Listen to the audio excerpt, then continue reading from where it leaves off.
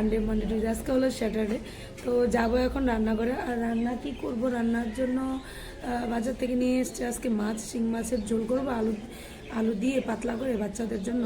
তো এটা সবাই খেতে পারবে। আর আর রান্না করবো চাপেলে মাছ এনেছে, চাপেলে মাছ ভাজা করব আর একটু মুলো শাক করবো। তো চলো দেখি রান্নাবান্না কী করে তোমাদের সাথে শেয়ার করব। আর এই বিছানাটা এখন আমি গুছাইনি, কারণ বিছানার বেডশিট চেঞ্জ করতে হবে। তো ভাবলাম তোমাদের সাথে একটু কথা বলে যে বাইরে ওয়েদারটা দারুণ, sunny day, it's a sunny day, এত ভালো লাগছে। আর শীতের দিনে সকাল আমার খুব ভালো লাগে। তো চলো আর কথা না বলে তো রান্নাঘরে এসেছি। দেখো রান্নাঘরে শুরু হয়ে গেল। এই যে দেখো জলটা একদম টকবক টকবক করে ফুটছে। তো এর মধ্যে চাল দিয়ে দেবো, এরকম করে ফুটলেই আমি চালটা দিই। আর ওইদিকে আলুটাকে নিয়ে নিয়েছি, আলুটাকে সেদ্ধ বসিয়ে দেবো। তো কুকারে সেদ্ধ বসিয়ে দিয়েছি। আর এখানে কিছু একদম সরু সরু করে আলুগুলো কেটে নেওয়া হয়েছে। এগুলো দিয়ে একটা মানে একটা শাক বানাবো, মূলা শাক। তো এটা একটু অন্যরকম করে বানাবো। ওই দিন না আমি ইউটিউবে এটা দেখেছিলাম যে আলু ভেজে মূলা শাক করা হয়। তো এই মূলা শাকগুলো আমার শাশুড়ি মা ভালো করে মেখে লবণ দিয়ে মেখে দিয়েছেন। তো এগুলোকে একটু ছেঁকে নিয়েছি, ভালোভাবে ধুয়ে নিয়েছি। উনি বলেন এগুলোকে আর সেদ্ধ করতে হবে না। তো এইদিকে দেখো আলুটাও ভাজা হয়ে গেছে। এই যে দেখো এখন না মূলা শাকগুলো দিয়ে নেব। মূলা শাকগুলো দিয়ে তারপর একটু লবণ হলুদ দিয়ে ভালোভাবে আবার একটু ফ্রাই করে নেব। তো যতক্ষণ না ভালোভাবে মূলা শাকগুলো সেদ্ধ হয় ততক্ষণ পর্যন্ত নাড়বো, নয়তো একটু ঢেকে দেবো। তো এই যে দেখো ঢেকে দিয়েছি। এখন যখন হবে তখনই সেদ্ধটা হয়ে গেলে তারপর ঢাকনাটা তুলবো। এইদিকে নিয়ে এসেছিলো শিং মাছ। তো শিং মাছগুলি ভেজে নিচ্ছি। আর এদিকে আলুটাকে ফ্রাই করে নিচ্ছি। আলুটা আগে সেদ্ধ করা হয়েছিল, তো আলুটাকে ভেজে নিচ্ছি। আর এদিকে দেখো কড়াইতে শুকনো লঙ্কা দিয়ে দিয়েছি। এখন দিয়ে দেবো কালো জিরে ফোড়ন। সো আমি ইউটিউব থেকে এই রেসিপিটা শিখেছি। রেসিপি বলতে আর কি, কালো জিরে শুকনো লঙ্কা ফোড়ন আর সঙ্গে একটু আলু ভালোভাবে সরু সরু করে আলুগুলো কেটে ফ্রাই করে দিয়ে দেওয়া। দারুণ, বিশ্বাস করো দারুণ হয়েছিল খেতে, এত ইয়াম্মি হয়েছিল। মূলা শাক যে পেঁয়াজ রসুন ছাড়া খাওয়া যায় আমি জানতামই না। তো আমি নিরামিষ খেতেই ম্যাক্সিমাম টাইম ভালোবাসি। দেখো আমার মন মতন হয়েছে। ওই দিন রেসিপিটা দেখে আমি ভাবলাম যে এত একটা ইজি রেসিপি, তো কেন করব না। তো আমি ট্রাই করতেই পারি। আর আমি না ইউটিউব থেকে প্রথমেই যদি কোনো জানার কিছু থাকে তাহলে সার্চই করে এরকমভাবে যে সহজ রান্নার পদ্ধতি, তো এরকম করে সার্চ করে বের করি যাতে আমার রান্না করতে সুবিধা হয়। যতটা টাইম টেকিং না হয় ততটাই আমার জন্য ভালো। তো এইদিকে দেখো এখানে রান্না করব এই শিং মাছের ঝোলটা। তো মশলা দিয়ে দিয়েছি, তোমরা দেখতে পাচ্ছ। কাঁচা লঙ্কা একদমই কম দেওয়া হয়েছে। তারপর ধনে গুঁড়ো, জিরে গুঁড়ো, আদা একটু গ্রেট করে দিয়ে দিয়েছি, বাস। আর আলুগুলো সেদ্ধ করে আগে ভেজে নিয়েছি, তোমরা দেখতে পেয়েছো। এই যে এখন হয়ে গেছে দেখো।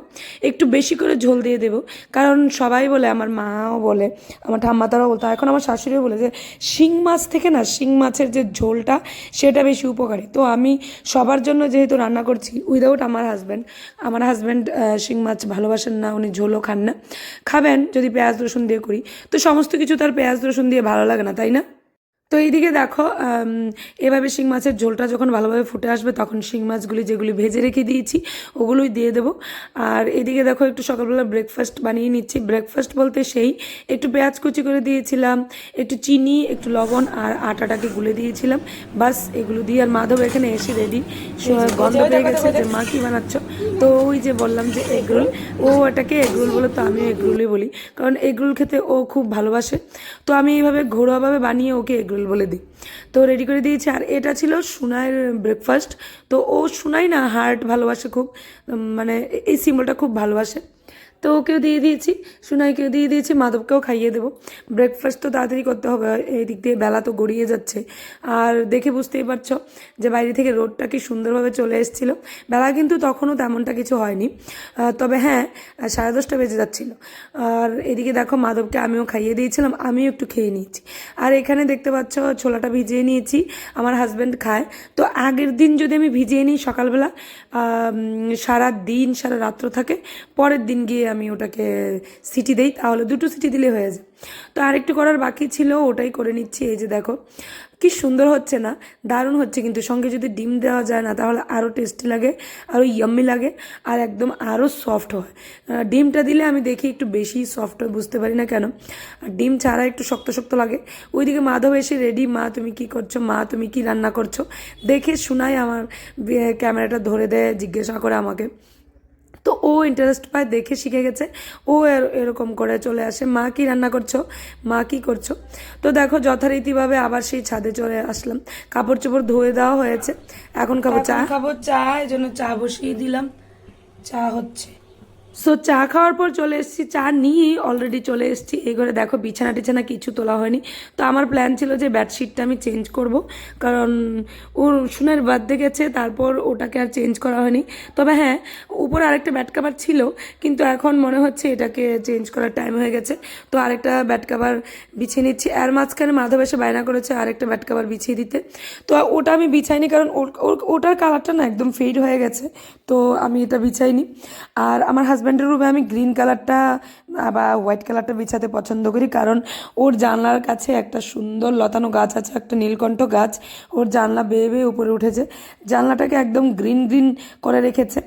এত ভাল লাগে, এখানে বসলে মনে হয় যেন বাগানেই বসে আছি। তো জানলার লতানো গাছটার সঙ্গে মিলিয়ে আমি গ্রিন কালারের একটা বেডশিট, গ্রিন কালারের পিলো কভার দিয়ে দিই, দেখতেও ভাল লাগে, খুব ভাল লাগে। তো ওই যে দেখো চলে এলাম। এখন বেজে গেছে 12টা। Good afternoon. এখন আমি এতক্ষণে কাজ করতে করতে টাইম পাইনি, এখন আমি চা নিয়েছি দেখো। আর একটা প্যানকেক করেছিলাম বাচ্চাদের জন্য, ওটা নিয়েছি, এখন খাবো। তারপর আবার ঘরদোর ঝাড় দেওয়া আছে, এগুলো সব রান্না বান্না তো শেষ, কিন্তু ঘরদোর ঝাড় দিই না।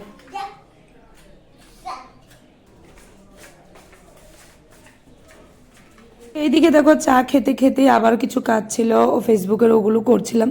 আসলে কি বলতো, যারা এইসব সোশ্যাল মিডিয়াতে কাজ করে না, ওরা জানে যে টাইমটাকে কত মেনটেন করতে হয়। তবে এদিক সেদিক আধ ঘন্টা 10 মিনিট 15-20 মিনিট হলে কিছু হয় না, কিন্তু প্রত্যেক দিন যত কিছু পোস্ট করার সেগুলো পোস্ট করতে লাগে, নয়তো একটা মানে কি বলবো, এলোমেলো হয়ে যায়। তো যারা কাজ করে তারা বুঝবে। তো দেখো রান্নাবান্না তোমাদেরকে দেখিয়ে দিচ্ছি। ফুলকপির পাতা বাটা, আর এটা হলো যে তোমাদের সাথে শেয়ারই করলাম মূলা শাক পটাটো দিয়ে, আর এটা হলো প্লেন ডাল। তো আজকে রান্নাবান্না এই করা হয়েছে, অন্য কিছু হয়নি। তো এগুলো দিয়ে আমাদের হয়ে যাবে, এটা কিন্তু ডিলিশিয়াস। আর একটা জিনিস আছে, চাপিলা মাছ ভাজা, এটা দেখাবো আর কি বলতো। সো ফ্রেন্ডস, এতক্ষণে আসলাম সমস্ত কিছু কাজকর্ম সেরে, এক্ষুনি ভাবলাম তোমাদের সাথে একটু কথা বলে নিই। তো না ফ্লিপকার্টে আমি না ফ্লিপকার্টে একটু দেখছিলাম, ফ্লিপকার্টে কি কি বেডশিট দেখছিলাম। তো একটা বেডশিট না আমার এত ভালো লেগেছে, দারুণ লেগেছে। একটা বেডশিট আমার খুব ভালো লেগেছে, তো দেখি বেডশিটটা নিতে পারি কিনা। তবে হ্যাঁ, দামের মধ্যে হতে হবে, তাই না? নিজের সামর্থ্যের মধ্যে হতে হবে।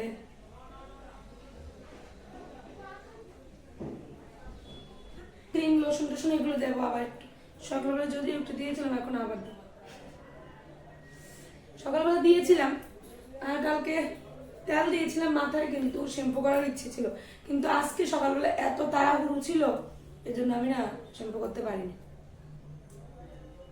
রোগের কাজ করে তারপর আমার হাজবেন্ড আসলে খাওয়া দেবো। এখন মাত্র বাজে 1:45। আমাদের খাওয়া দাওয়া আরো অনেকটা দেরি। আর ব্রেকফাস্ট যেহেতু করেছি, তো এতটা চাপ নেই, বাস একটা হেলদি ব্রেকফাস্টই করেছি। চল এখন একটু কাজ করে নিই।